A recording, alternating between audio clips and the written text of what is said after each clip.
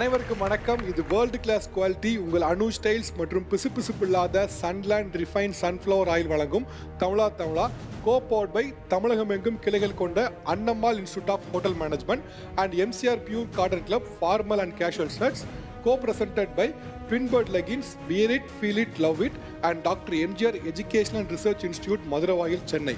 உங்கள் அனைவரும் நிகழ்ச்சிக்கு வருவது மகிழ்ச்சி. நான் உங்கள் ஆவுடைய.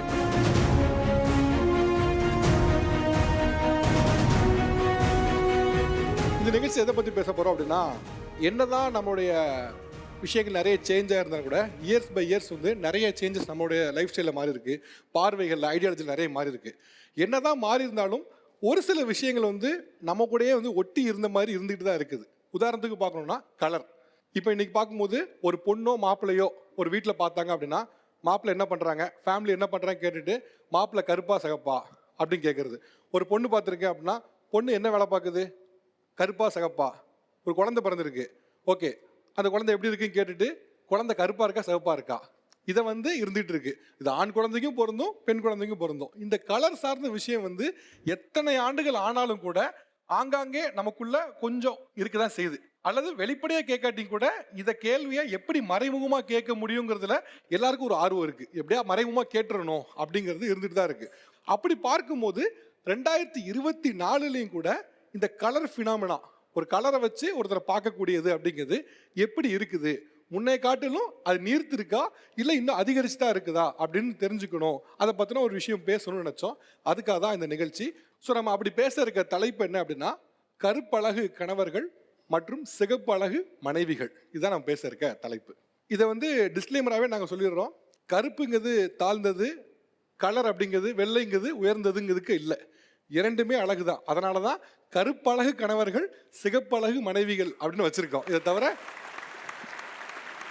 இதில் கலர் குறித்து எந்த ஒரு டிஸ்கிரிமினேஷனும் நம்ம கிட்ட இல்லை. பார்க்குறவங்களும் அதை வந்து புரிஞ்சுக்குங்க.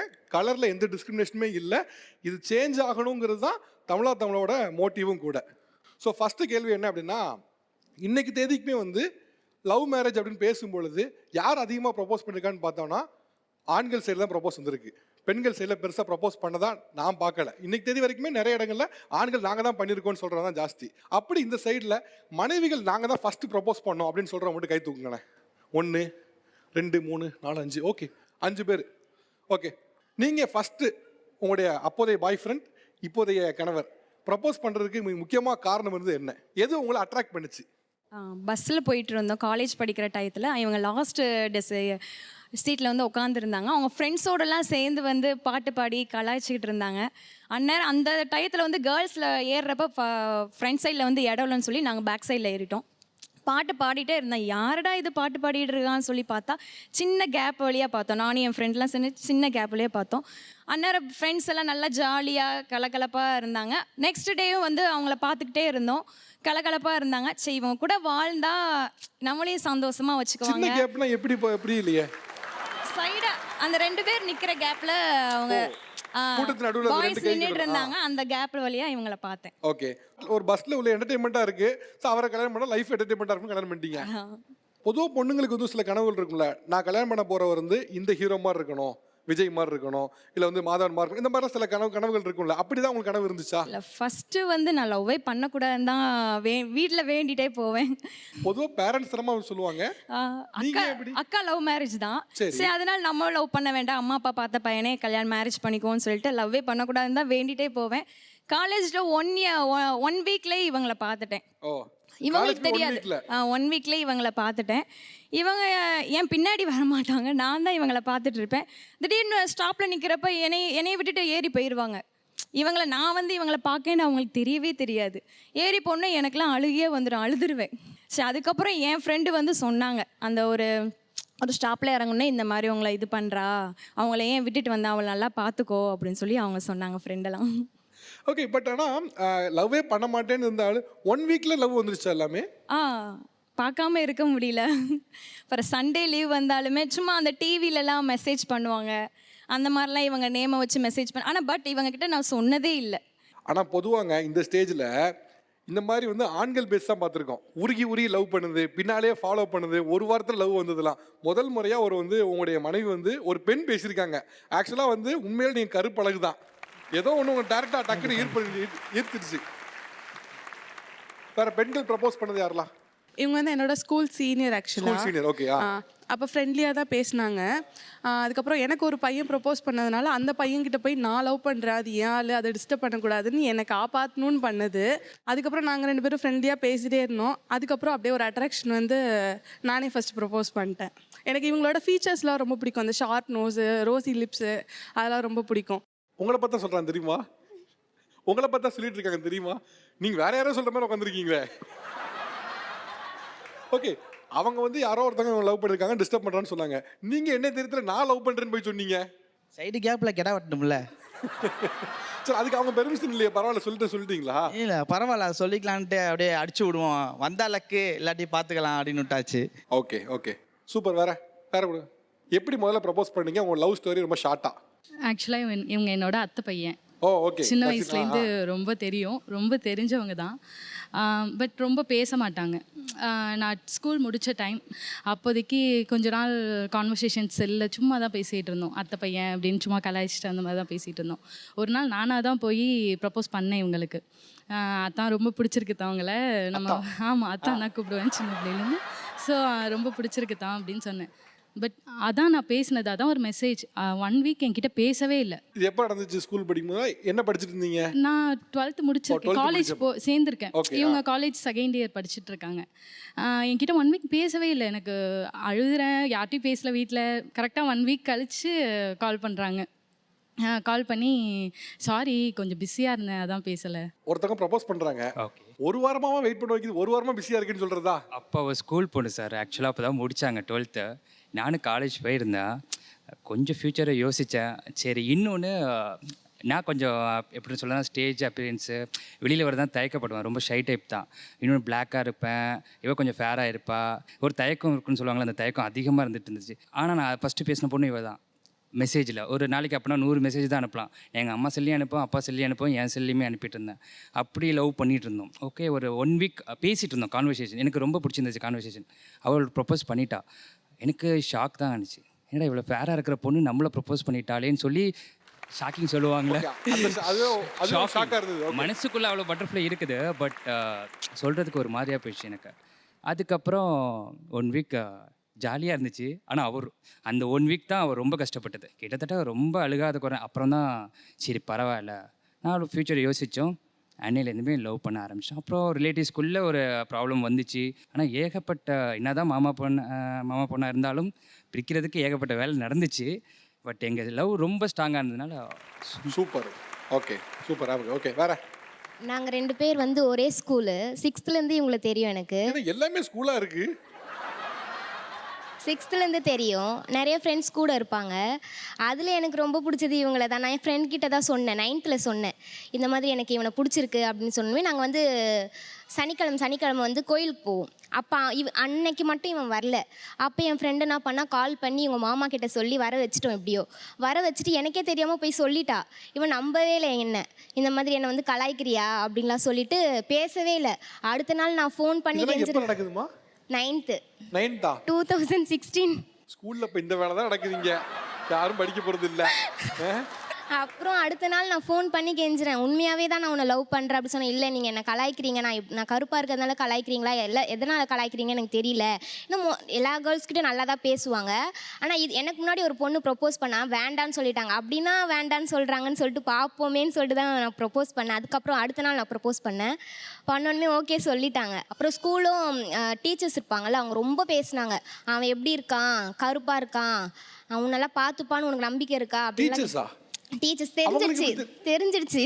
ஒரே கிளாஸ் 2 பேரும். இல்லம்மா, எனக்கு ஒண்ணே ஒன்று சொல்லுங்க. இப்போ 9th படிக்கிறீங்க, டீச்சர்ஸ் தெரிஞ்சிச்சு. இப்போ நீங்கள் லவ் பண்ணுறீங்கன்னு தெரிஞ்சோன்னா டீச்சர்ஸ் என்ன பண்ணுவாங்க?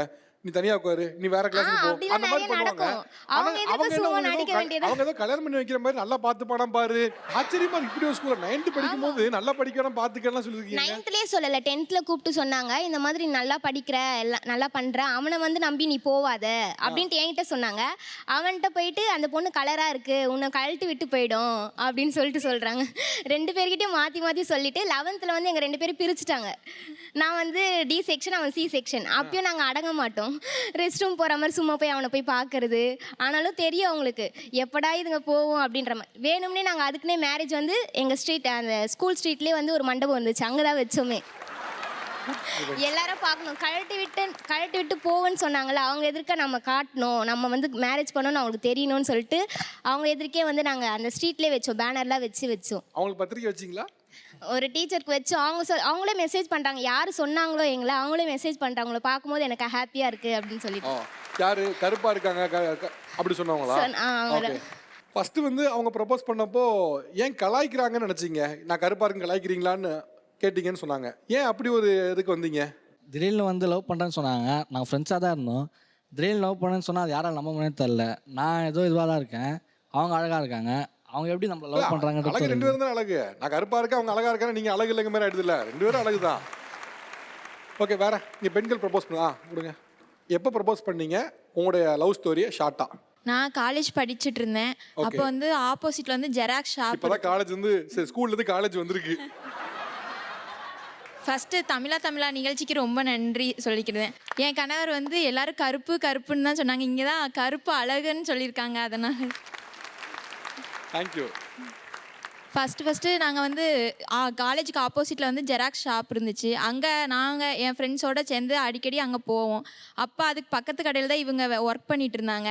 அப்போ வந்து இவங்க வந்து திருநெல்வேலி, இவங்களோட ஸ்லாங்கே எப்படி இருக்குன்னா ரொம்ப நல்லாயிருக்கும், ரசிக்கிற மாதிரி இருக்கும், அவங்க பேசுகிறது நல்லாயிருக்கும். அப்போ டெய்லி போயிட்டே வந்துட்டு இருக்கும்போது இவங்கள பார்க்கும்போது ரொம்ப பிடிச்சிருந்துச்சு. இவங்கள பார்க்காம இருக்க முடியாது, அந்த மாதிரிலாம் தோண ஆரம்பிச்சிது. சரி நம்ம ப்ரப்போஸ் பண்ணிடுவோம், ஓகேனா ஓகே தான் அப்படின்ட்டு போய் ப்ரப்போஸ் பண்ணேன். ப்ரப்போஸ் பண்ணும்போது அவங்க வந்து உடனே ஓகே சொல்லிட்டாங்க. வெயிட் பண்ணிருக்காப்ல. ஒரு பொண்ணு உங்கள்கிட்ட வந்து ப்ரப்போஸ் பண்ணுறாங்க, ஓகே, எந்த வித செகண்ட் தாட்டும் இல்லாமல் டக்குன்னு இதான் சான்ஸ்ன்னு டக்குன்னு அக்செப்ட் பண்ணக்கான காரணம் என்ன? கலர் தான் காரணம். கலர் தான் காரணமா? இல்லை அப்படின்னு இல்லை சார், நிறைய பொண்ணுங்க வந்து பேசும், இருந்தாலும் லவ்னு சொன்னது இவங்க மட்டும்தான். அப்போ நீங்கள் முன்னாடி ட்ரை பண்ணிட்டு தான் இருந்தீங்களா? நான் நிறைய ட்ரை பண்ண ஒன்றும் செட் ஆகலை. அம்மாட்ட அதுக்கு முன்னக்கூட்டி நான் இந்த பொண்ணை தான் லவ் பண்ணுவேன்னு இதுக்கு முன்னக்கூட்டி போய் சொன்னேன். கல்யாணம் முடிச்சுட்டு தான் அம்மாட்ட போய் சொன்னேன் நான் ஒரு பொண்ணை லவ்வே பண்ணுதேன் அப்படின்ட்டு. அம்மா யார் என் பிள்ளைய லவ் பண்ணுதா வரட்டும் வீட்டுக்கு அப்படின்னுச்சு. இவன் ஃபோட்டோ காமிச்சேன், நல்லா தான் இருக்காடா. சரி, ஓகே, வேற. ஆக்சுவலி எங்களுது பார்த்தீங்கன்னா arrange cum love marriage sir.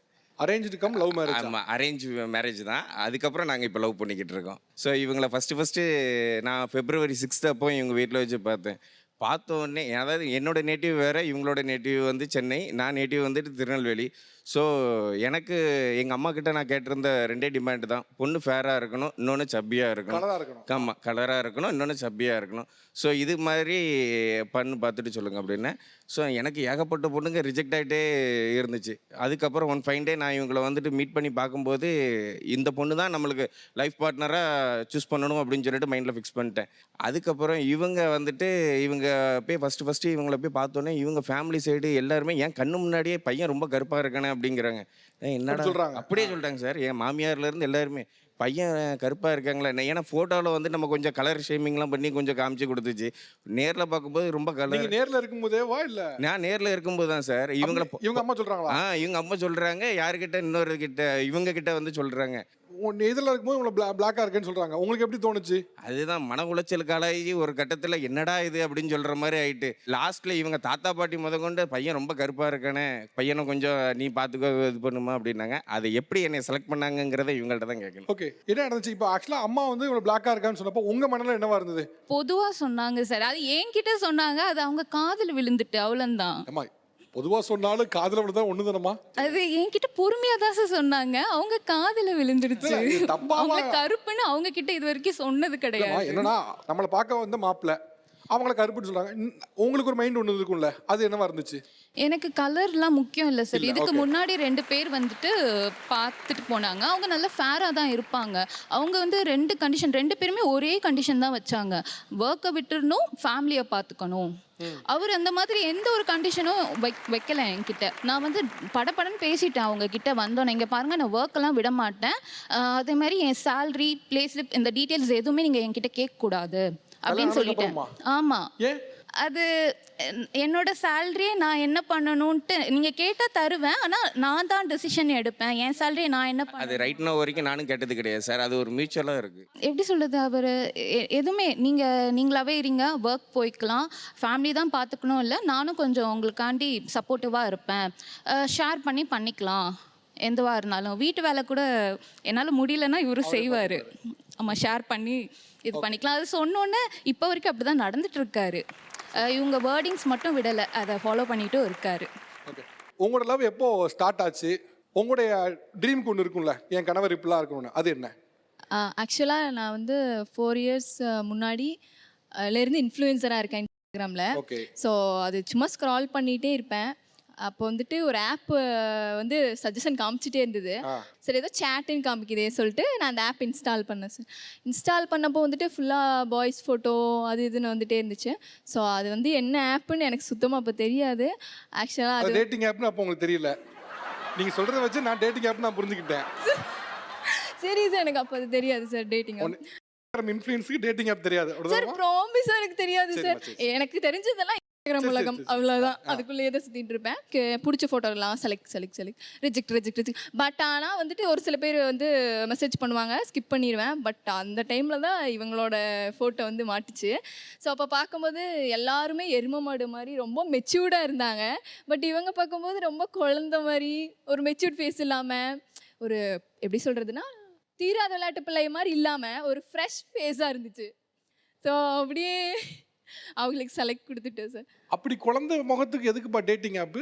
Sir, அந்த டேட்டிங் ஆப்னு எனக்கு தெரியாது சார். உங்களுக்கு தெரியாது, அவருக்கு தெரியும்ல. நான் கேட்டது அங்கே தானே. அந்த குழந்தைக்கு எதுக்குப்பா டேட்டிங் ஆப்பு? சார், நான் ஆஃபீஸ் போயிட்டு நான் சிங்கிளாக தான் சார் இருந்தேன்.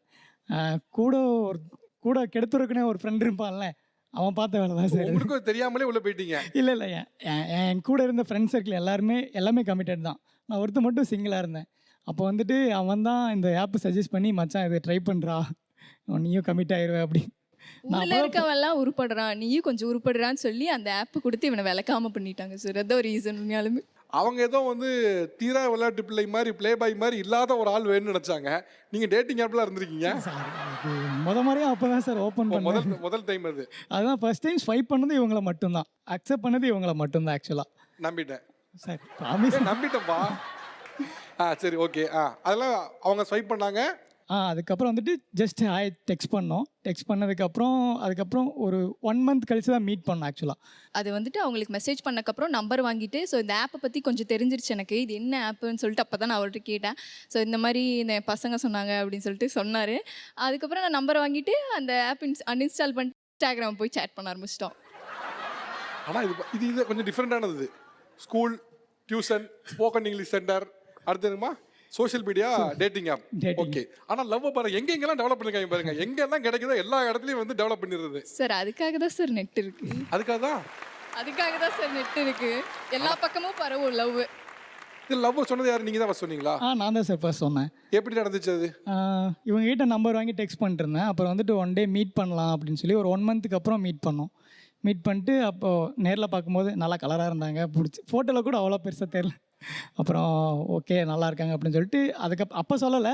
அன்றைக்கி வந்துட்டு ஈவினிங் தான் வந்துட்டு ப்ரப்போஸ் பண்ணேன். ஆக்சுவலாக இவங்க ஃப்ரெண்ட் சர்க்கிள் இருப்பாங்கல்ல, அவங்க என்ன சொன்னாங்கன்னா, டேட்டிங் ஆப்பில் இருக்கிற பசங்களாம் கொஞ்சம் மோசம், நீ கொஞ்சம் பார்த்தே இரு அப்படி இப்படின்னு சொல்லி இவங்களுக்கு கொஞ்சம் இதாகிடுச்சு, நர்வஸ் ஆகிட்டாங்க. அப்புறம் நம்பிக்கையே இல்லை என் மேலே. இப்போ உங்க ஃப்ரெண்ட்ஸ்லாம் உங்ககிட்ட டேட்டிங் ஆப்ல இருக்க பசங்க நம்பாத அப்படின்னு சொல்லிருக்காங்க. ஆஃப் கோர்ஸ் இப்போ திடீர்னு பார்க்கும்போது டேட்டிங் ஆப்ல யார் இருக்கான்னு தெரியாது, டீடைல்ஸ் தெரியாது. எப்படி அதை மீறி அவங்க மேல நம்பிக்கை வந்துச்சு? சார், அதுதான் அந்த குழந்தை முகம் தான் சார் எல்லாத்துக்குமே. அப்படி என்னப்பா அந்த குழந்தை முகம் சார், இப்போதான் மெச்சூர்ட் ஃபேஸா மாறி இருக்கு. உண்மையாலுமே ரொம்ப குழந்தை முகம் தான் சார் அப்ப. சரி, ஓகே, சூப்பர். ஓகே, வேற? ஃபர்ஸ்ட் இவங்க தான் ப்ரோபோஸ் பண்ணாங்க. எத்தனை வயசுமா உங்களுக்கு? 19. 19. ஓகே. உங்களுக்கு பாஸ்? எனக்கு 24ண்ணா. 24. ஓகே. ரொம்ப சின்ன ஏஜா இருந்தா அதனால கேட்டேன் நான். வேற ஒன்றும் இல்லை. ஓகே. உங்க லவ் எப்போ ஸ்டார்ட் ஆச்சு? யார் ப்ரப்போஸ் பண்ணா, எப்படி நடந்துச்சு? இவங்க தான் ஃபர்ஸ்ட் ப்ரப்போஸ் பண்ணாங்க. உன்னை எனக்கு பிடிச்சிருக்கு, லவ் பண்ணுறேன், நம்பர் கொடுக்குறேன், உனக்கு பிடிச்சிருந்தா கால் பண்ண அப்படின்னாங்க. 2 நாள் கழிச்சு நான் பேசுகிறேன். இவங்க சுவிட்ச் ஆஃப் பண்ணி வச்சுட்டாங்க. இதெல்லாம் நடக்கும்போது எத்தனை வயசுமா? Corona time. அப்போது 9th படித்து முடிக்கிறேன். ஒரு 16 வயசு இருந்துச்சு சார். 16. ஆமாம், கொரோனா டைமில் அம்மாட்ட எப்படி போய் சொல்லிட்டு தான் வாங்குவேன் ஃபோனை. அம்மா ஆன்லைன் கிளாஸ் படிக்கிறேம்மா அப்படின்னு சொல்லிட்டு. நல்லா படிச்சிங்கம்மா. அதுவும் டெஸ்ட் எழுதுற மாதிரி எழுதுவேன். நைட்டு கூட 12 மணி வரைக்கும் நான் மெசேஜ் பண்ணுவேன் இவங்களுக்கு. அப்போ அம்மா கேட்பாங்க, யாரோட நீ வீடியோ காலில் பேசுகிற அப்படின்னு கேட்பாங்க. அம்மா டீச்சர் தாம்மா, வேணும்னா வந்து பாருங்கம்மா. இவங்க எப்படின்னா கேமரா ஆஃப் பண்ணிடுவாங்க. நைட்டு 12 மணிக்கு டீச்சர்ஸ் டவுட்லாம் கிளியர் பண்ணுறாங்களாம்மா? ஆனால் எவ்வளோ வெள்ளந்தியான அம்மாவை இருக்காம உட்கார வச்சு காதில் பூ இல்லை, பூ கூடாரமே சுற்றி இருக்கியம்மா உட்கார வச்சு. இவங்க வந்து எதுனால பிடிச்சிச்சு அப்படின்னு கேட்டிங்கன்னா, ஒரு வில்லேஜ் டோட்டலாக ஒரு டிஷர்ட்டு விற்று மல்லிகைப்பூ பொட்டு நார்மலாக யார் மாதிரி மேக்கப் இப்போயும் பாருங்க ஒரு சொட்டு மேக்கப் இல்லை, சும்மா வந்தால் குடிச்சிட்டு லைட்டாக போட்டு வச்சுட்டு வந்துட்டா, அவ்வளோதான், வேறு எதுவுமே இல்லை. அதுக்கப்புறம் என்ன ஸ்மூத்தாக ஓகே ஆயிடுச்சா எல்லாமே? ஸ்மூத்தாக எங்க சார் ஓகே வச்சு இவ நான் லவ் பண்ணுறது தெரிஞ்சு பிளான் போட்டா, இந்த மாதிரி நீ வந்து என்னை மேரேஜ் பண்ணிக்கோ, நான் செத்து போயிடுவேன், வந்து என்னை கூட்டு போ, இல்லைனா இருக்கவே மாட்டேன் சொல்லிட்டா. எனக்கு அப்போ அம்மா இருந்துட்டு, டே ஃபோட்டோ பார்த்தா சின்ன பிள்ளை மாதிரி தெரியுது, ஏஜ் என்னன்னு கேட்டுக்கோ, டீட்டெயில்ஸ் மட்டும் வாங்கிக்கோடா, அப்போ தான் நம்ம இதனால தான் ஃபேஸ் பண்ண முடியும்ட்டு. இவகிட்ட டீட்டெயில்ஸ் கேட்டதுக்கு என்ன சென்ட் பண்ண சந்திருப்பான், எங்கள் அம்மா அப்பா 2 பேரும் சண்டை போட்டு பிரிஞ்சுட்டாங்க, நான் என் பாட்டிகிட்டேருந்து தான் படிக்கிறேன், எல்லாம் ப்ரூஃப்மே அம்மாட்ட தான் இருக்குது, அம்மா பெரிய ராட்சசின்னு சொல்லிட்டா சார். சரி இவள் உண்மையை தான் சொல்கிறான், நான் நம்பிட்டேன். அதுக்கப்புறம் ஏதாவது ஒரு ப்ரூஃப் இருந்தால் சென்ட் பண்ணுப்பா, ஏன்னா அட்வொகேட்டை பேசணும் அப்படின்னதுக்கு எந்த ப்ரூஃப் எல்லாம் இருக்குது, ஆனால் என்னோட நீச்சல் போட்டி ப்ரூஃப் மட்டும் இருக்குமாம்மா, அதை சென்ட் பண்ணவா சொல்லிட்டா சார். சரி அதையே சென்ட் பண்ண சொன்னால் அவளோட டேட்டா பற்ற மட்டும் கரெக்ஷன் பண்ணி சேம் அதில் இருக்க மாதிரியே மாற்றிட்டா சார். நானும் அதை நம்பி இவளை ஊருக்கு கூப்பிட்றதுக்கு நானும் என் ஃப்ரெண்டும் மேப்பு போட்டு வர்றோம் கோயம்புத்தூர்லேருந்து இங்கே. இப்போ அன்னைக்கு தான் லைஃப்பில் ஃபஸ்ட் டைம் அவளை நேர்லேயும் பார்க்குறேன், நேர்லேயே கூப்பிட்டு போயிட்டேன். நேரில் பார்க்கும்போது ஃபர்ஸ்ட் டைம் இப்போ தான் நேரில் பார்க்குறீங்க? நேரில் தான் இப்போ தான் ஃபஸ்ட் டைமே பார்க்குறேன். அது வரைக்கும் அந்த ஆப் தானா? மொபைல் ஆப்பு தான் அது. வசிக்க கூப்பிட்டு போய் நேராக அம்மா காலில் விழுந்துட்டேன். அம்மா காலில் விழுந்துட்டு எங்கள் அம்மாவே சாமியாக நினச்சி, அம்மா தாலி எடுத்து கொடுத்துருமா கிட்டேன், ஏன்னா எந்த ப்ராப்ளம் வந்தாலும் அம்மா தானே இது பார்த்துக்கிட்டு நடக்கும்போது அவங்க வயசு என்ன? அப்போ 16 தான். 16ஆ? ஆமாம் சார், எனக்கு ஒன்றுமே தெரில, நாங்கள் 2 பேரும் தானே மொபைல்லே லவ் பண்ணிகிட்டு இருக்கோம். ஸோ பக்கத்து ஊராக இருந்தால் தெரிஞ்சிருக்கோம், இல்லைனா ஏதாவது தெரிந்தால் தெரிஞ்சிருக்கோம், ஒன்றுமே தெரியல, 2 பேரும் மொபைலில் லவ் பண்ணிக்கிட்டு இருக்கோம், அவ்வளோதான். 1 மாதம் கழிச்சு தான் நாங்கள் வாட்ஸ்அப்லேயே பேசுகிறோம். பேசிட்டு அப்போ தான் நான் ஃபோட்டோ சென்ட் பண்ணுறேன். அதுவும் எப்படின்னா நம்ம சின்ன பொண்ணாக இருக்கிறத பார்த்தா விட்டுருவான், ரொம்ப பிடிச்சி போச்சு. அதனால என்ன பண்ணேன், நான் கொஞ்சம் வெயிட்டாக தெரியுற மாதிரி ட்ரெஸ்லாம் போட்டேன். 16 வயசுல கல்யாணம் பண்ணுறீங்க, இப்போ வீட்டில் மேரேஜ் வந்து லீகலாக செல்லுபடி ஆகாது, வீட்டில் பிரச்சனை வந்திருக்குமா, எப்படி ஃபேஸ் பண்ணீங்க? அதான் போய் 6 மாதம் உள்ள உட்கார வச்சால. எங்கே ஜெயிலியா? ஜெயிலில் கேஸ் ஆயிடுச்சு. இவங்களை கூட்டு போயிட்டு எங்கள் அம்மா காலில் விழுந்து எங்கள் அம்மா தாலி எடுத்து கொடுத்து கல்யாணம் முடிச்சாங்க.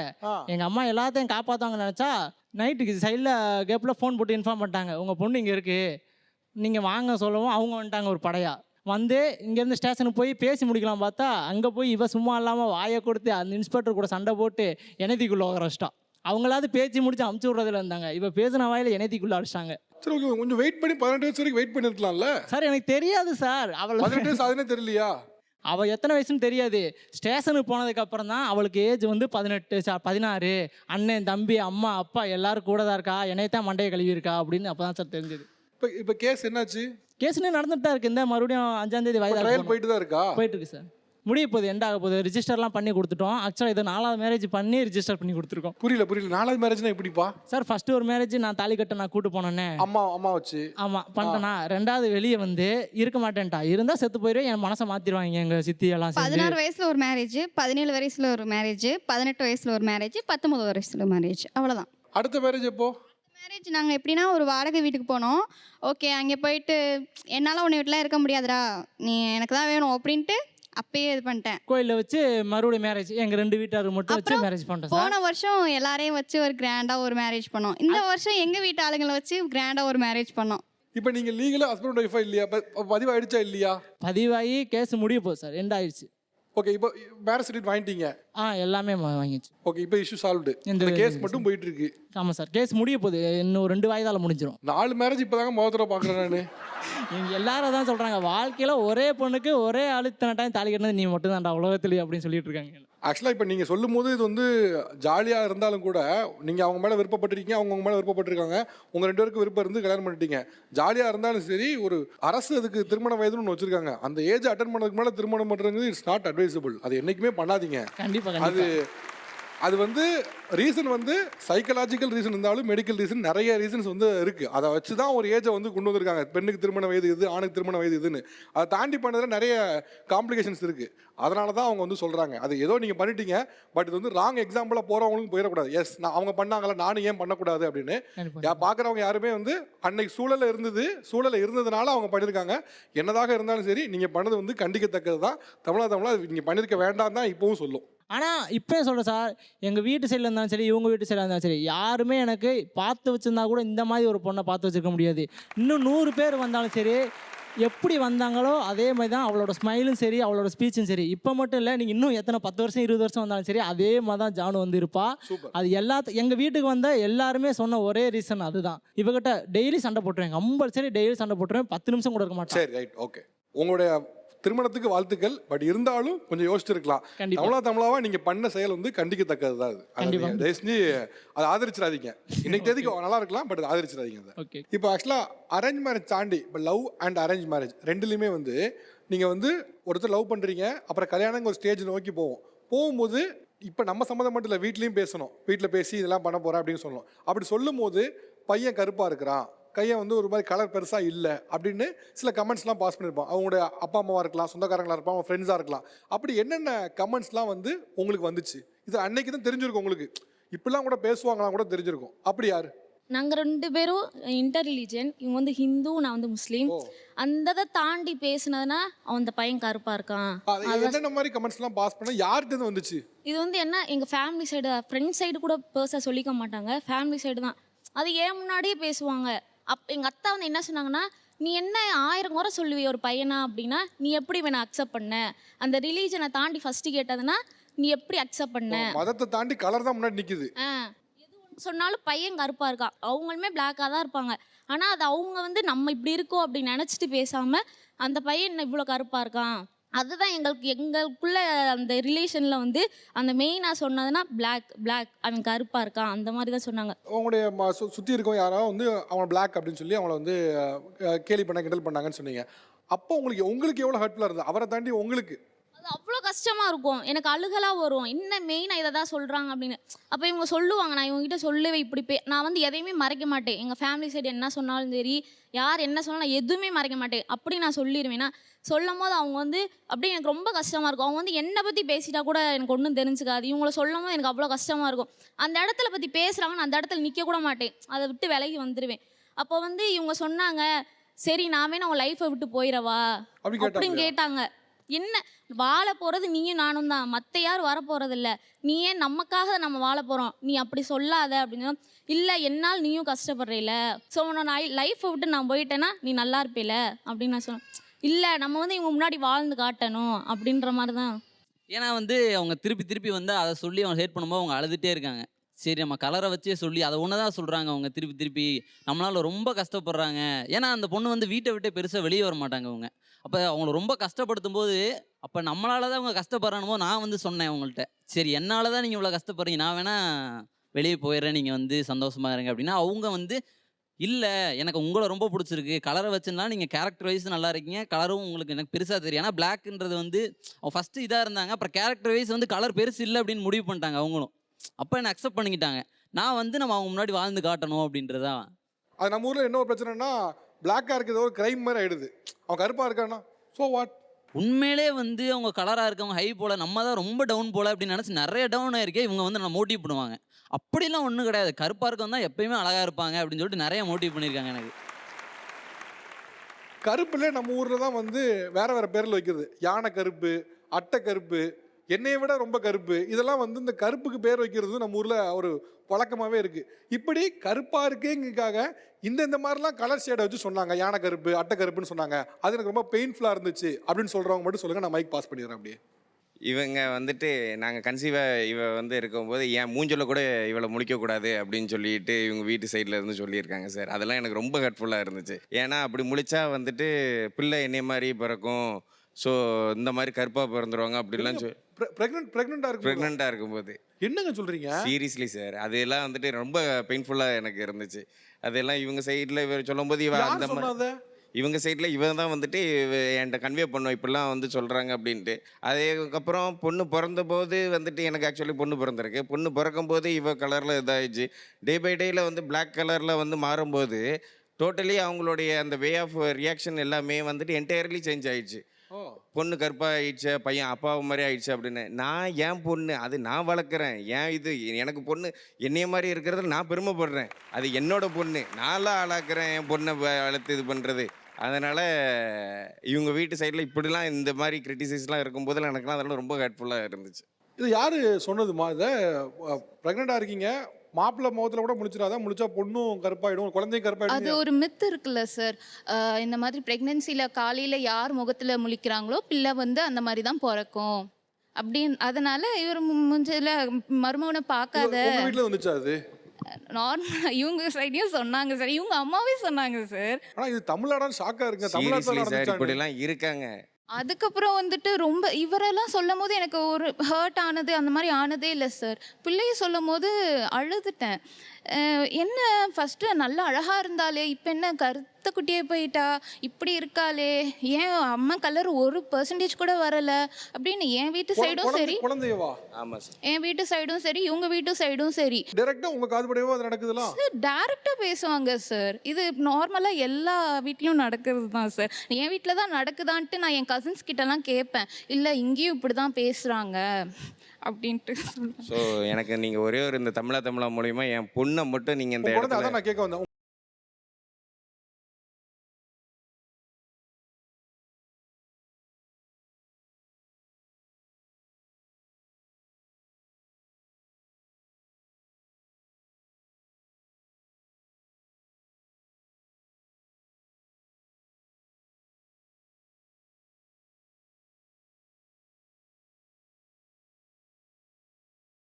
எப்படி அந்த முகத்தை பார்த்து இதெல்லாம் சொல்ல தோணுது உங்களுக்குலாம்?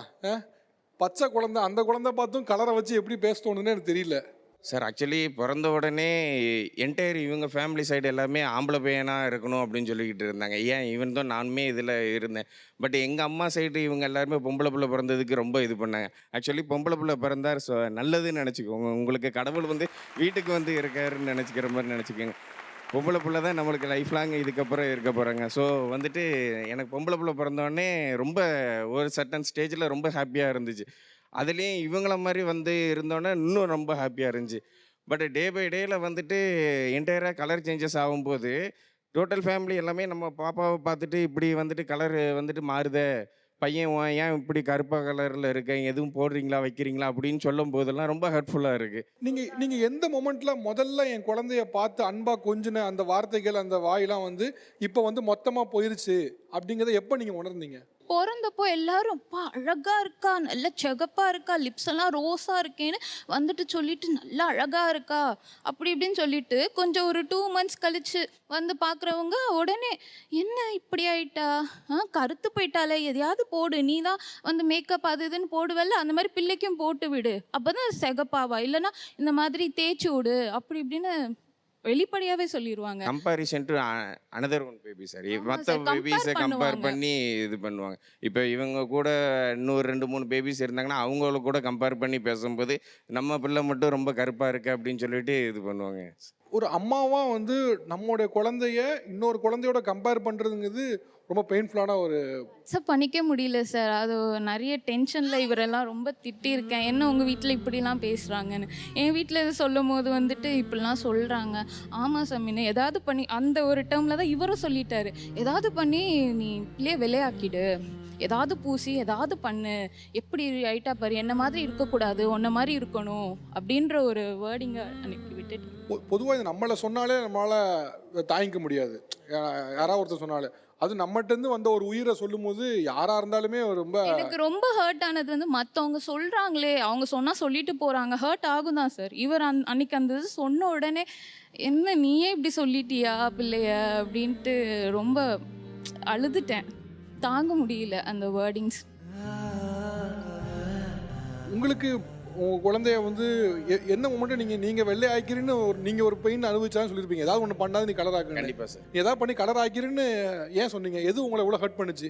சார் என்டையராகவே வந்துட்டு என் சர்க்குலேஷனில் இவங்க எல்லாருமே வந்துட்டு பிள்ளைக்கு வந்துட்டு எதுவுமே செல்ஃப் கேர் எடுத்து பண்ண மாட்டேங்கிறா, ஸோ இவ வந்துட்டு ஸ்பெஷலாக இவ வந்துட்டு செல்ஃப் கேர் இன்னும் எடுக்கணும் அப்படிங்கிற ஒரு சினாரியோவில் இவங்க எல்லாரும் சொல்லும்போது, ரெண்டாவது டே பை டே கலர் சேஞ்சஸுக்கு 1 by 1 ரீசனாக சொல்லிக்கிட்டு இருந்தாங்க சார். ரொம்ப ஒரு நோயெல்லாம் இருக்க போது, ஏதாவது டிசீஸ் இருக்க போது, அதனால தான் பிள்ளை வந்து ரொம்ப பிளாக் ஆயிடுது. நோயா சார் இது வந்துட்டு சத்து குறைபாடுனால கூட இப்படி மாறலாம் அப்படிலாம் சொல்லும்போது ஒரு சர்டன் ஸ்டேஜில் ஃப்ரஸ்ட்ரேஷன் ஓவர் ஆகிடுச்சு சார்.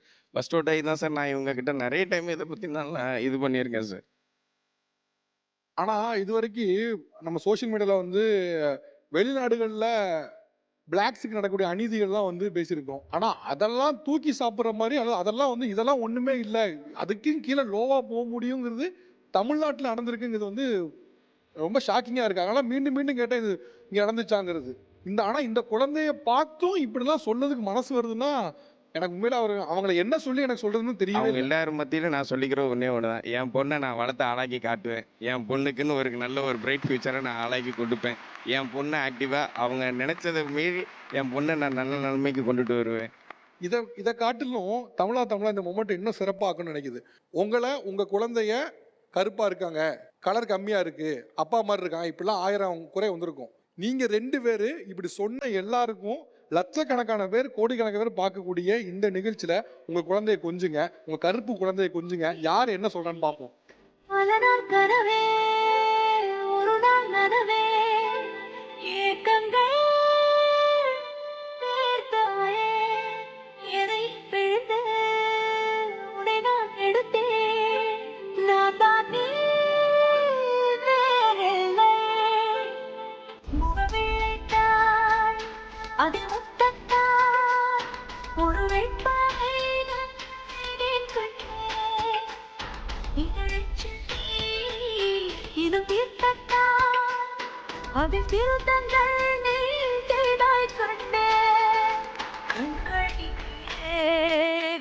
இது வந்து நிச்சயமா உங்களையும் உங்க ஃபேமிலியில் இருக்கவங்களையும் கருப்புன்னு சொன்னவங்களுக்கு தக்க பதிலடியா இருக்கும். அதுக்காக தான் இந்த நிகழ்ச்சியில நாங்கள் வந்து உங்களை கூப்பிட்டு சிறப்பிக்கணும் நினைச்சோங்க.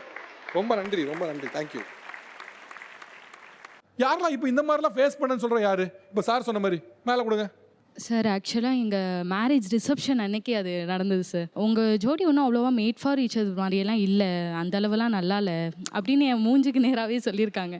இதெல்லாம் வந்து உங்க சொந்தக்காரங்களா யாரு? என் ஃப்ரெண்ட்ஸ் சர்க்கிளும் சரி, இவங்க ரிலேட்டிவ்ஸ் நம்ம இன்வைட் பண்ணுவோம்ல சார், இப்போ தெருவாசிகள் இவ்வளோ இன்டீசெண்டா பேசுறவங்களாம் இருக்காங்களா? தெருவில் உள்ளவங்க இந்த மாதிரி சொல்லியிருக்காங்க. நான் என்னோட மேரேஜ் ரிசப்ஷன் அப்போ எனக்கு சொன்னப்போ அது ரொம்ப ஃபோட்டோக்கெலாம் சிரிக்கவே இல்லை, அப்படியே ஒரு மாதிரி சோகமாகவே இருந்தேன் அந்த டைம். சேம் ப்ரெக்னன்சி அப்போ அவங்க சொன்னாங்கல்ல, அது மாதிரி ஒரு இன்சிடென்ட் எங்களுக்குமே நடந்தது. என்னாச்சு? மார்னிங் என் ஃப்ரெண்ட்ஸாக இருக்கு, தூங்கி எழுந்திரிச்சு உன் அத்தா முகத்தில் மட்டும் முழிச்சிடாதடி பாப்பா, அப்புறம் அவங்க அத்தா கலர்லேயே பிறக்கும். அப்படி யார் சொல்றா? என் ஃப்ரெண்ட்ஸ் நாங்கள் இப்போ ஃப்ரெண்ட்ஸ் சர்க்கிள் தான் சார். ஜஸ்ட் ஒரு காமெடியாக சொல்லுவாங்க. இல்ல இது காமெடியே கிடையாது. அப்படிதான் சார் சொன்னாங்க. எனக்கு அந்த டைம்ல வந்து என்னடா இப்படியெல்லாம் நினைக்கிறாங்க. அவங்க கேங்ல வந்து அவங்க ஆள் வந்து ரொம்ப அழகா நல்லா கொஞ்சம் கலரா இருக்காங்கன்னு வச்சுக்கோங்களேன். என் ஆள் நல்லா அழகடே, நல்லா கெத்தா, நீ உன் ஆளை சொல்லிக்க முடியுமா வெளில அப்படி இப்படியே சொல்லுவாங்க. சும்மா பேசிட்டு இருக்கப்போ சீரியஸா அந்த ஃப்ரெண்ட்ஸோடலாம் இப்போ டச்லேயே இல்லை நான். அந்த மாதிரிலாம் சொல்லியிருக்காங்க. அப்படி ஃப்ரெண்ட்ஸ் தேவையே இல்லைங்கிறானா? இப்போ இது போல் நான் வந்து லவ் பண்ணேன், திருமணத்துக்குன்னு ஒரு ஸ்டேஜ் அட்டன் பண்ண வந்தேன். பண்ணும்பொழுது இந்த நிறத்தை பற்றி, என்னோட நிறத்தை வச்சு இவ்வளோ விஷயங்கள் நான் கேட்க வேண்டியிருந்துச்சு, இவ்வளோ அவமரியாதைகள் ஃபேஸ் பண்ண வேண்டியிருந்துச்சு அப்படின்னா என்ன சொல்லுவீங்க? என்னெல்லாம் உங்களுக்கு ஃபேஸ் பண்ண வேண்டிய ஏற்பட்டுச்சு? காலேஜ் படிக்கிறப்ப என் ஃப்ரெண்ட்ஸுமே சொல்லுவாங்க, இவெல்லாம் கருப்பாக இருக்காண்டி, அவனை கழட்டி விட்டுரு, உனக்கு வேற ஆளை செட் பண்ணி விட்றேன் அப்படிலாம் சொல்லியிருக்காங்க. அதெல்லாம் ரொம்ப கஷ்டமாக இருந்தது. அதுவும் இல்லாமல் லவ்லாம் எனக்கு வந்து ஃபஸ்ட் டைம் பூ வச்சு முடிச்சிட்டாங்க. அப்பாவுக்கு வந்து அப்போ வந்து லவ் பண்ணுறேன்னு சொல்லி தெரியாது. அப்போ வந்து அழுதேன், வேண்டாம்ப்பா எனக்குலாம் வேண்டாம், மேரேஜ்லாம் வேண்டாம்ப்பான்னு சொன்னோடனே பூ வச்சுட்டு போயிட்டாங்க. எப்படியோ அப்பாவுக்கு வந்து இன்ஃபர்மேஷன் தெரிஞ்சிருச்சு லவ் பண்ணுறா அப்படின்னு சொன்னால். அப்பா பார்க்க வந்துட்டாங்க, என்னைய காலேஜில் விட்டுட்டு பார்க்க வந்தோடனே என்ன கிளாஸு எல்லாமே, இவங்க என்ன கிளாஸு என்ன குரூப் படிக்காங்கன்னு சொல்லி பார்த்துட்டாங்க.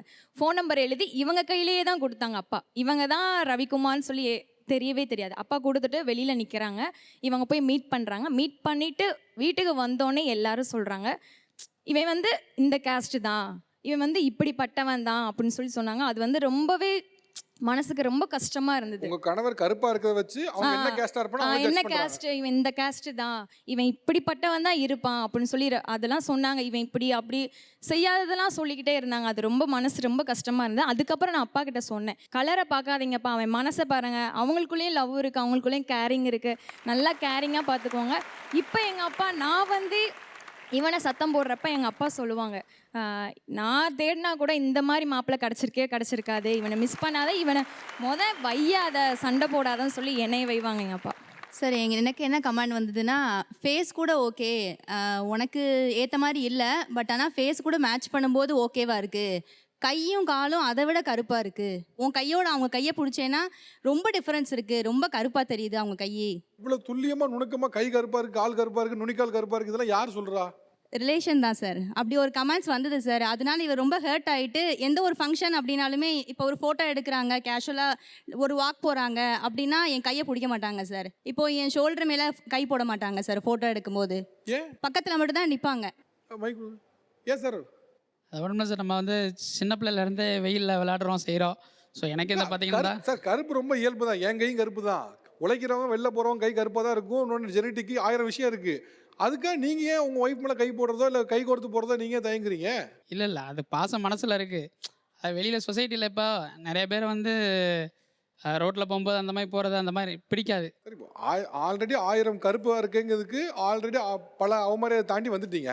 இப்போ நீங்கள் வந்து இது உங்களோட டைம் இது. நீ என்னடா என்னைய சொல்கிறது? நான் என் ஒய்ஃபோட சந்தோஷமாக போவேன்டா, தோல் மேலே கை போட்டு போவேன், கையை பிடிச்சிட்டு போவேன்னு சந்தோஷமாக பண்ணுறத விட்டு நீங்கள் அவங்களுக்காக ஒதுங்கி நிற்கிறீங்க. இப்போ நீங்கள் ஒதுங்கி நிற்கிற மூலமாக என்ன செய்ய விரும்புறீங்க? ஆமாம் நீ சொல்கிறது கரெக்டு தான், நான் கொஞ்சம் கீழே தான் அப்படிங்கிற மாதிரி நீங்களே சொல்லிடுவா ஆயிடுதுல்ல? இனி திருத்திடுவோம் சார். தமிழா வந்துட்டோம்ல, திருத்திடலாம். நீங்கள் ஆனால் சொல்கிறீங்க, பட் ஆனால் உங்கள்கிட்ட கான்ஃபிடன்ஸ் தெரியலையே. இதோட போதுமா? இதே போல் வேற என்னென்ன விஷயங்கள்லாம் வந்து எனக்கு ரொம்ப ஹர்ட் பண்ணுச்சு? நிறம் குறித்து சொன்னது என்னை வந்து அன்னைக்கு ஒரு நாள் எனக்கு தூங்க விடாமல் செஞ்சிருச்சு, அல்லது எனக்கு ஒரு உளவில் இருந்த பெரிய தாக்கத்தை உருவாக்குச்சு. கீழே கொடுங்க. ஆக்சுவலாக இவங்களுக்கும் தெரியாது. நான் வந்து மேரேஜ் பிளான் பண்ணும்போது என்கேஜ்மெண்ட்க்கு மேக்கப் ஆர்டிஸ்ட்லாம் தேடிட்டு நான் தான் பண்ணிகிட்டு இருந்தேன். ஸோ மோஸ்ட்டாக அவாய்ட் பண்ணுவேன், எங்ககிட்ட சொல்ல மாட்டேன் ஹர்ட் ஆகிறதுலாம். பட் நான் என்னன்னா ரிலேட்டிவ்ஸ் தாண்டி நம்ம சொசைட்டி எவ்வளோ நம்மளை வந்து ரொம்ப ஹர்ட் பண்ணுறதுன்னு தெரிஞ்சுக்கலாம். மேக்கப் ஆர்டிஸ்ட்லாம் போனால் இப்போ நான் ஆல்ரெடி புக் பண்ணிட்டேன், இவங்களுக்கு ஏதாவது புக் பண்ண போனால் ஃபோட்டோ காமிங்க அப்படின்வாங்க. ஸோ டார்க்காக இருந்தாலே அவங்க அவாய்ட் பண்ணுறாங்க. நம்ம மேக்கப் ஆர்டிஸ்ட்டே நிறைய பேர் டார்க்காக இருந்தாலும் என்ன பண்ணுவாங்கன்னா இவங்களுக்கு என்ன போட்டாலும் தெரியாதுல்ல. ஒயிட்டாக இருக்கவங்க நம்ம போட்டுட்டா ஒரு ஃபேராக காமிச்சிடலாம். பட் டார்க்காக இருக்கவங்களுக்கு என்ன போட்டாலும் அது செட் ஆகாது. ஏன்னா கையும் காலும் டிஃப்ரெண்ட் கலர்ஸ் இருக்கும். நம்ம வெறும் வந்து ஃபேஸ் மட்டும் தான் கவர் பண்ணுவாங்க. டோன் ஈக்குவல் பண்ண முடியாது அப்படி சொல்லிட்டு சில பேர் அதெல்லாம் அந்த மாதிரிலாம் கமெண்ட் சொல்லும்போது எனக்கு ரொம்ப ஹர்ட் ஆச்சு அதெல்லாம். இன்னொரு விஷயம், நம்ம வந்து வீடியோகிராஃபி ஃபோட்டோகிராஃபிலாம் வைப்போம்ல. ஸோ அதில் கூட வந்து எங்களுக்கு என்கேஜ்மெண்ட் ரீசன் மாதிரி வந்துச்சு. அப்போ நிறைய ஷார்ட்ஸ் என்னோடது இருக்கும், இவங்களது வந்துட்டு நான் என்னதான் டார்க்காக இருந்தாலும் நம்ம லைட்டிங்ஸ் வைக்கலாம் எல்லாம் பண்ணலாம். அப்படியே இந்த வீடியோ அவ்வளோ நல்லா வரல, ஏன் இப்படி இதெல்லாம் சொல்லணும், பையன் டார்க்காக இருக்கான் அதனால் அப்படி நம்மளால ஃபுல்லாக கவர் பண்ண முடியல. ஸோ இதெல்லாம் சொல்லும் போது எனக்கு ரொம்ப கஷ்டமாக இருக்கும். இதில் என்ன கொடுமைன்னா we are paying for the service. Correct. நான் ஒரு சர்வீஸ் ஆட் பண்ணுறேன், நீ ஃபோட்டோ எடுத்து கூட வீடியோ எடுத்து காசு கொடுக்குறேன். பட் அவன் வந்து இல்லை நீ வந்து கருப்பாக இருக்க நான் காட்ட மாட்டேன்னு சொல்கிறது எவ்வளோ பெயின்ஃபுல்லாக இருக்கும். ரொம்ப கஷ்டமாக இருக்கும். நம்ம என்ன இது எங்களோட மெமரிஸ்க்காக உங்களை நாங்கள் ஹையர் பண்ணியிருக்கோம், நீங்கள் அதே ஒரு பேட் மெமரி ஆக்கிடுங்க போலையே அப்படின்ற மாதிரி எனக்கு இருக்கும். ஸோ அதெல்லாம் ரொம்ப இன்ஃப்ளூயன்ஸ் பண்ணுறாங்க, சொசைட்டி கூட நிறைய இன்ஃப்ளூயன்ஸ் பண்ணுது. ஃபர்ஸ்ட் டைம் நீங்கள் இதை கேட்குறீங்கல்ல, ஸோ உங்கள் ஸ்டேட் ஆஃப் மைண்ட் என்ன? இது வரைக்கும் உங்கள் ஒய்ஃப் வந்து எல்லாத்தையும் ஃபில்டர் பண்ணிட்டாங்க, என் ஹஸ்பண்டோட காதுக்கு போகக்கூடாது அப்படின்னு. ஃபார் ஃபர்ஸ்ட் டைம் நீங்கள் கேட்குறீங்க, உங்களோட ஸ்டேட் ஆஃப் மைண்ட் என்ன? இப்படிலாம் சொல்லியிருந்திருக்காங்க போல எங்கப்போ உண்மையிலே ஹர்ட் ஆகுது. கலர் ரேசிசம் இன்னுமே வந்து நம்ம நாட்டில் இருக்குன்றது ரொம்பவே வந்து ஹர்ட் ஆகுது. இப்போ எல்லாருமே வந்து அவங்கவுங்க லைஃப்பில் வந்து நிறைய அச்சீவ் பண்ணி கோல் ஓரியண்டாக வந்து ஒர்க் பண்ண ஸ்டார்ட் பண்ணி அப்படி போயிட்டுருக்காங்க. இன்னுமே வந்து இந்த மாதிரி அன்வான்ட் திங்ஸ்லாம் வந்து ஃபோக்கஸ் பண்ணிவிட்டு அதுக்கு டைம் ஸ்பெண்ட் பண்ணி பேசிகிட்டு இருக்கிறதெல்லாம் வந்து totally shit kind of thing. Exactly நீங்கள் சொன்னதான், டோட்டலி அன்வான்ட் திங்ஸ். இது ஒரு காசுக்கு சல்லி பேசாக பிரோஜனம் இல்லாத ஒரு விஷயம். நிறம் சார்ந்து பேசும்பொழுது இதில் எனக்கு ரொம்ப இன்ட்ரெஸ்டிங்காக ஒரு கப்புள் சொன்ன ஒன்று ஞாபகம் இருக்குது எனக்கு. என்னுடைய கணவருடைய லிப்ஸ் வந்து அப்படி ரெட்டாக இருக்கும், கண்ணை வந்து அப்படியே ரோஸாக இருக்கும் அப்படின்னு சொன்னாங்க.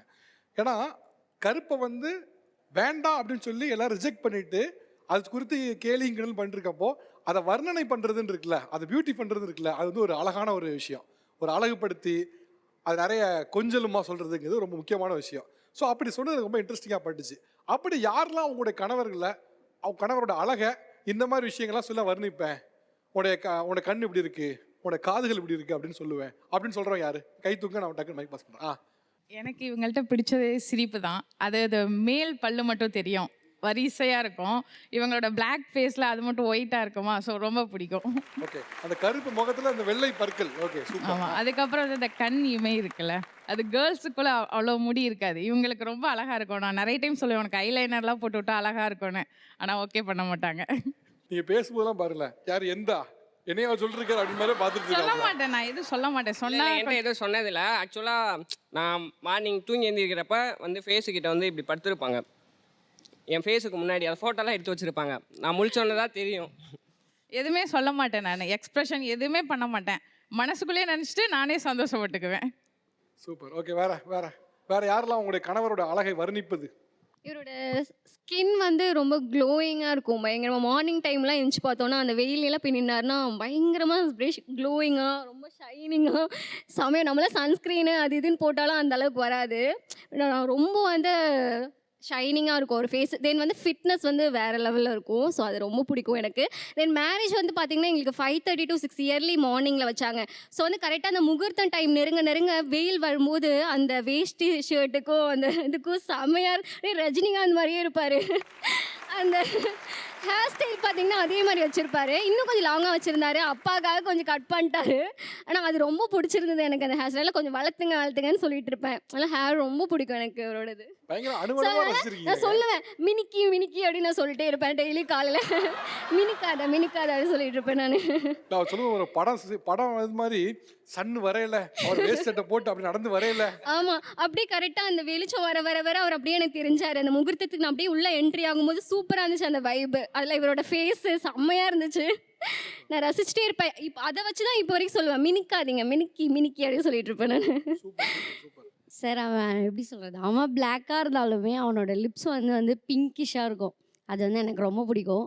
நிறைய டைம் என்கிட்ட கேட்டுகிட்டே இருப்பான், நான் பிளாக்காக இருக்கேனா சொல்லுன்னு கேட்டுகிட்டே இருப்பான். அப்போ நான் என்ன சொல்லுவேன்னா, நீ என் கூடவே இருக்க, ஸோ அதனால் வந்து எனக்கு தெரியல நீ எப்படி இருக்கன்னு எனக்கு தெரியல. ஆனால் என் மனசுக்குள்ளே அவனை நான் ஆறுதல் படுத்திகிட்டே தான் இருப்பேன்.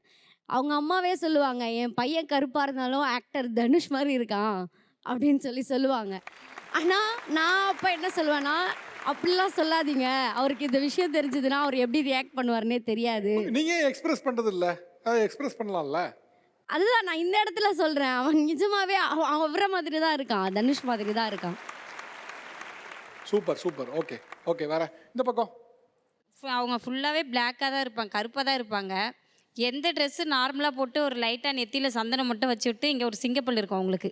நார்மலாக சிரிச்சாலே போதும், எந்த ட்ரெஸ் போட்டாலும் லுக்காக தெரியும். அந்த கருப்பு அழகுக்குன்னு தனியாக துண்டாக எடுத்து காட்டும். அதனால் எனக்கு அதான் அவங்ககிட்ட ரொம்ப பிடிக்கும். அப்புறம் இந்த புருவத்தில் லைட்டாக அப்படி ஒரு கோடு மாரி போடுவாங்க முடி கட் பண்ணும்போது, அது அவங்களுக்கு எப்பவுமே பழகிருச்சு. இதே மற்றவங்களுக்கு போட்டால் பொறுக்கி மாரி இருக்கான், இப்படி போட்டிருக்கான் அப்படி போட்டிருக்கான்லாம் சொல்லுவாங்க. நார்மலாகவே அவங்க எப்போ முடி வெட்ட போனாலுமே இதில் ஒரு சின்ன கோடு மாரி போடுவாங்க. அது வந்து அவங்களுக்கு பார்க்க எனக்கு தனி அழகாக தெரியும். யார்கிட்டையும் அந்த மாதிரி நான் பார்த்தது கிடையாது. எங்கள் வீட்டுக்கார்ட்ட தான் இது வரைக்கும் பார்த்துருக்கேன் அந்தமாரி. சூப்பர். சரி, எனக்கு என்னென்னா அவங்க வந்து சிரிக்கும்போது வந்து கன்னத்தில் குழி விழும். எனக்கு அது ரொம்ப பிடிக்கும், பார்த்துட்டே இருப்பேன். அவங்கக்கிட்ட நான் சிரித்து பேசணும்னு நினைக்கிறதே அந்த குழியை பார்க்கணும் அப்படிங்கிறதுக்காக தான்.